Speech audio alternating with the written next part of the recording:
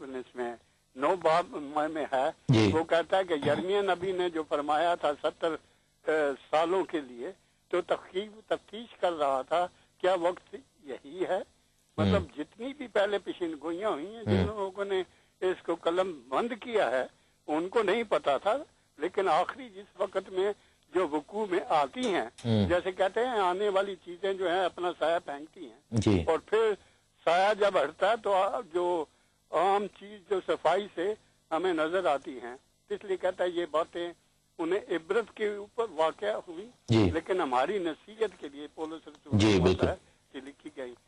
جو آپ آج کر رہے ہیں یہ بڑا سمپل طریقے سے لوگوں کو بتا رہے ہیں کہ کیسے ہم آخری ایام میں سے گزر رہے ہیں، اور لوگوں کے دلوں میں جو ہے کہ وہ اس سے ان کی میں پتہ چلتا ہے، صرف یہی نہیں کہ کلام کو پڑھ لیں بلکہ اس کو سمجھائیں، وہ سمجھیں، اور پھر رہ کے ڈالی میں وہ کہتا ہے کہ مقدم فرشتہ جو پہلے 12 باب میں جیسے آپ نے ذکر کیا، تو وہ اٹھے گا اپنے لوگوں کے لیے، کہ مطلب ہم اپنے آپ سے کچھ نہیں کر سکتے، کیونکہ مسیح نے متی 25 میں کہا ہے کہ تم جاؤ اور یہ کام کرو اور میں تمہارے ساتھ ہوں۔ یہ نہیں کہ 600 سال بعد میں کوئی آئے گا تو وہ کہے گا کہ وہ یاد لائے گا، کیونکہ جب پینٹیکوس کے 10 دن کے اندر ہی کہ اوپر سے جو روح آئی تھی، یہ نہیں کہ 600 سال سے ہیں کہ اور کسی کی ضرورت نہیں ہمیں کسی نبی کی، لیکن اگر وہ مسیح کے بارے میں کچھ کہتے ہیں تو ہم انہیں ریفر کر سکتے ہیں۔ اس لیے آپ اس چینل کا میں بڑے شکر گزار ہوں کہ اس سے کہ لوگوں کو جو بہت کچھ پتہ چلتا ہے، اور چینل ہوں گے اس سے فائدہ ہوگا۔ Thank you very much, God bless you. یہ تھے جناب کلتار سنگھ صاحب، اور بڑی خوبصورت بات کی، اور وہی بات جو ہے وہ آگے پڑھائی ہے کہ دنیا میں جو ہے وہ ٹیکنالوجی کی وجہ سے آج ہمارے پاس موقع ہے کہ مسیح کے پیغام کو ہم دنیا کے کونے کونے تک لے کر چلے جائیں، اور اس وقت بہت ہی کم ایسے ایریاز ہوں گے، شاید نہ بھی ہوں، کیونکہ دنیا اتنی بڑی نہیں ہے جتنی سیٹلائٹس نے کور کرنے کے لیے ان کو پرابلم ہو۔ دنیا کے ہر ایریا میں آپ اس وقت ریڈیو ویوز دیکھیں، ٹیلی ویژن ویوز دیکھیں، پاکستان کے ریموٹ ترین ایریا میں آپ جائیں تو وہاں پر بھی لوگوں کے پاس ٹرانزسٹر ریڈیوز ہیں، اور خداوند کا پیغام جو ہے وہ ناممکن جگہوں پر بھی پہنچ رہا ہے۔ لیکن ٹیکنالوجی کی وجہ سے ایک نقصان جو ہے وہ نظر آتا ہے، اور نقصان کس چیز کا ہے کہ پوری دنیا میں آپ دیکھیں کہ وار فیئر کے لیے بھی ٹیکنالوجی کا استعمال ہو رہا ہے۔ بہت ساری جو ریسرچ کی گئی ہے، بہت سارے جو علم کی تفتیش اور تحقیق کی گئی ہے، وہ انسان نے خود اپنے پاؤں پر کلہاڑی مار کر کی ہے، یعنی کہ ہم نے ہتھیار بنانے شروع کیے ہیں، ہم نے جنگوں کا ساز و سامان جو ہے وہ بنانا شروع کیا ہے، اور یسوع مسیح نے یہ نشان بھی دیا تھا کہ جنگیں ہوں گی اور جنگ کی افواہیں ہوں گی اور قوموں پر قومیں چڑھائی کریں گی، اور گزشتہ صدی کو جو ہم دیکھتے ہیں اس کو سینچری آف وارز بھی کہا گیا ہے، اس میں جنگیں بہت زیادہ ہوئی ہیں اور ابھی بھی جاری ہیں، اور ہم نے اس صدی میں جو قدم رکھا ہے اس کا آغاز دیکھیں کہ ہوا ہے جنگ کے آغاز کے ساتھ، اور اس کا آغاز جو ہے وہ جنگ کے کرنے کے ساتھ اور جنگ کے نرسنگے کے ساتھ ہوا ہے، اور 9/11 کو لوگ کہتے ہیں کہ یہ ورلڈ وار 3 کے پہلے شاٹ سے جو فائر کیے گئے، اور اس کے بعد دیکھیں کہ دنیا 2 حصوں میں ڈیوائیڈ ہو گئی ہے، اور دنیا میں جو ہے وہ نفرت اور جنگ اور برائی اور قتل و غارت اور خون اور ٹیررزم جو ہے وہ بہت زیادہ بڑھ گیا ہے۔ کیا یہ یسوع مسیح کے آنے کا نشان نہیں؟ کیا یہ چیزیں بتاتی نہیں کہ یسوع مسیح کی آمد بہت قریب ہے؟ میرے عزیزو، یہ چیزیں بے شک بتاتی ہیں کہ خداوند یسوع مسیح کی آمد بہت ہی زیادہ قریب ہے، کیونکہ آپ دیکھیں کہ دنیا میں مسیحیوں سے نفرت اور یہودیوں سے نفرت جو ہے وہ بہت زیادہ بڑھ گئی، جس کو اینٹی سیمیٹزم بھی ہم کہتے ہیں، اسرائیلیوں سے نفرت، اور زبور 83 میں اس کی پروفیسی تھی، اور یہ 5واں نشان ہے کہ نفرت اتنی حد تک بڑھ جائے گی کہ لوگ جو ہیں وہ حملے کے لیے تیاری کریں گے اور وہ یروشلم کو گھیر لیں گے، کیونکہ متی کے اور لوکا کی انجیل میں لکھے کہ جب تم یروشلم کو فوجوں سے گھرا دیکھو تو سمجھ لینا کہ خاتمہ نزدیک ہے اور خداوند کا آنا جو ہے وہ بہت ہی نزدیک ہے۔ زبور 83 کی پہلی آیت میں لکھا ہے کہ اے خدا خاموش نہ رہ، اے خدا چپ چاپ نہ ہو اور خاموشی اختیار نہ کر، کیونکہ دیکھ تیرے دشمن ادھم مچاتے ہیں اور تجھ سے عداوت رکھنے والوں نے سر اٹھایا ہے، کیونکہ وہ تیرے لوگوں کے خلاف مکاری سے منصوبہ باندھتے ہیں اور ان کے خلاف جو تیری پناہ میں ہیں مشورہ کرتے ہیں. انہوں نے کہا کہ آؤ ہم ان کو کاٹ ڈالیں کہ ان کی قوم ہی نہ رہے اور اسرائیل کے نام کا پھر ذکر نہ ہو, کیونکہ انہوں نے ایکا کر کے آپس میں مشورہ کیا ہے. وہ تیرے خلاف عہد مانتے ہیں, یعنی ادوم کے اہل خیمہ یعنی جارڈینینز, اور اسماعیلی یعنی کہ ایجپشنز, اور مواب یعنی کہ لبنان اور جو سدرن جارڈن ہے, اور ہاجری یہ اگین ایجپشنز ہیں, اور جبل یعنی سعودی عربیہ کے جو عربی جو لوگ ہیں, اور امون یہ سیریا کا اس میں حصہ اور ناردرن جارڈن ہے, اور امالی اس میں ٹرکی اور سیریا کے ناردرن سیریا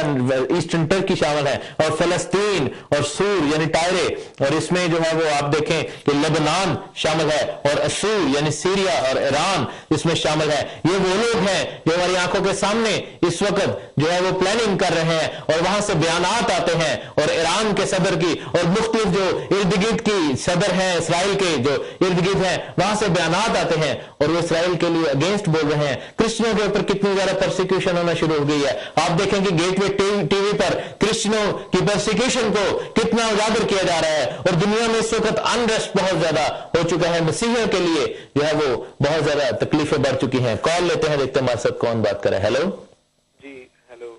جی, ہاں جی, اسلام ہارون خان صاحب بول رہے ہیں میرے خیال. جی تحسین خان, خدا جی برکت دے, اور تھینک یو. آپ نے بہت اچھا کلام شیئر کیا. بات یہ ہے کہ ہمیں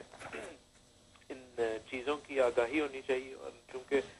یہ کلام ہمارے پاس موجود ہے تو ہمیں اس کو پڑھنے کی اور اس کو سیکھنے کی اور سمجھنے کی ضرورت ہے, تاکہ ہم اپنے لیے تیار ہو سکیں. کیونکہ خدا کے کلام میں مثال میں لکھا ہے کہ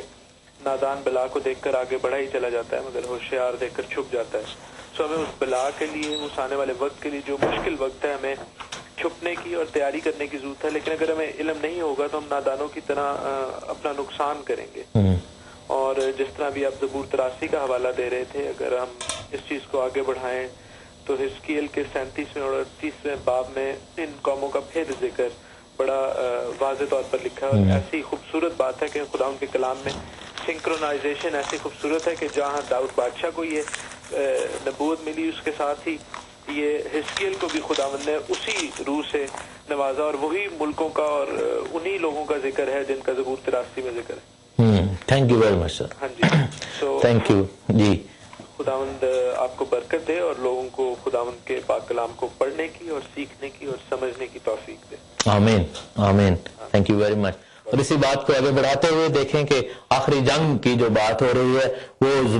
زکریا 12ویں باب میں لکھا ہے کہ خداوند اسرائیل کی بابت خداوند کی طرف سے بار نبوت, خداوند جو آسمان کو تانتا اور زمین کی بنیاد ڈالتا اور انسان کے اندر اس کی روح کو پیدا کرتا ہے, یوں فرماتا ہے کہ دیکھو میں یروشلم کے ارد گرد کے سب لوگوں کے لیے لڑکھڑاہٹ کا پیالہ بناؤں گا. زبور 83 میں ہم نے جن قوموں کا ذکر پڑھا ہے وہ ارد گرد کی قومیں ہیں, اور ہمیشہ سے جب سے آپ دیکھیں کہ 1948 سے اسرائیل بنا ہے انہی قوموں نے حملہ کیا ہے, اور انہی قوموں کے ساتھ جو جنگ ہے وہ تیسری عالمی جنگ کی طرف اشارہ بن جائے گی, اور اس کو آغاز اس کا ہوگا. اور پھر دیکھیں کہ یروشلم کے محاصرہ کے لیے کہ وقت یہودا کا بھی یہی حال ہوگا. میں اس روز یروشلم کو سب قوموں کے لیے ایک بھاری پتھر بنا دوں گا, اور جو اسے اٹھائیں گے سب گھائل ہوں گے, اور دنیا کی سب قومیں اس کے مقابلہ میں جمع ہوں گی. اور اس چیپٹر کو اگر آپ سارا پڑھیں تو آپ اس کو جانتے چلے جائیں گے کہ کیا ہو رہا ہے. اور متی میں آپ دیکھیں کہ 10ویں باب میں 16ویں آیت سے اگر ہم پڑھنا شروع کر دیں تو لکھا ہے کہ 18ویں آیت میں اب تم میرے سبب سے حاکموں اور بادشاہوں کے سامنے حاضر کیے جاؤ گے تاکہ ان کے اور غیر قوموں کے لیے گواہی ہو, لیکن جب وہ تم کو پکڑوائیں تو فکر نہ کرنا ہمیں کس طرح کیا کہیں یا کیا کریں, کیونکہ جو کچھ کہنا ہوگا اسی گھڑی تم کو بتایا جائے گا, کیونکہ بولنے والے تم نہیں تمہارے باپ کا روح ہے جو تم میں بولتا ہے. بھائی کو بھائی قتل کے حوالے کرے گا, اور بیٹے کو باپ, اور بیٹے اپنے ماں باپ کے خلاف برخلاف کھڑے ہوں گے کہ ان کو مروا ڈالیں. اور میرے نام کے بعد سب لوگ تم سے دعوت رکھیں گے, مگر آخر تک جو برداشت کرے گا وہی نجات پائے گا. دنیا میں بہت سے ایسے مذاہب ہیں, آپ یہ جان لیں کہ جب وہ یسوع مسیح پر ایمان لاتے ہیں ان میں سے کوئی, تو اس کے گھرانے والے خود ہی اپنے ہاتھوں سے ان کو مار دیتے ہیں. اس چیز کی مثالیں ہمارے سامنے ہیں. اور میرے عزیزو آپ کو بتاتے چلے جائیں کہ یہ نفرت جو ہے خدا سے, اس کی قوم سے, اس کے لوگوں سے, اس کے مسیح سے, اس کے مسیح کے پیروکاروں سے, مسیحی ایمانداروں سے دنیا میں بہت زیادہ نفرت بڑھ جائے گی, اور اس کا آغاز ہو چکا ہے. اور دیکھیں کہ پوری دنیا میں اس وقت کتنا زیادہ پابندیاں لگائی جا رہی ہیں, اور آموز کی کتاب میں لکھا ہے کہ کلام سنانے اور سننے کا قحط پڑ جائے گا, اور خداوند کا کلام جو ہے وہ ایک فوربیڈن چیز بنا دی جائے گی. اور ہمارے پاس ابھی موقع ہے کہ ہم اس موقع سے فائدہ اٹھا لیں اور ہم اس موقع کو غنیمت جان لیں، اس موقع کو غنیمت سمجھ لیں اور اپنے آپ کو تیار کر لیں، ایمان لے آئیں، توبہ کریں اور بپتسمہ لیں اور اپنی روش کو درست کریں، کیونکہ لکھا ہے کہ پہاڑوں سے لکڑی لا کر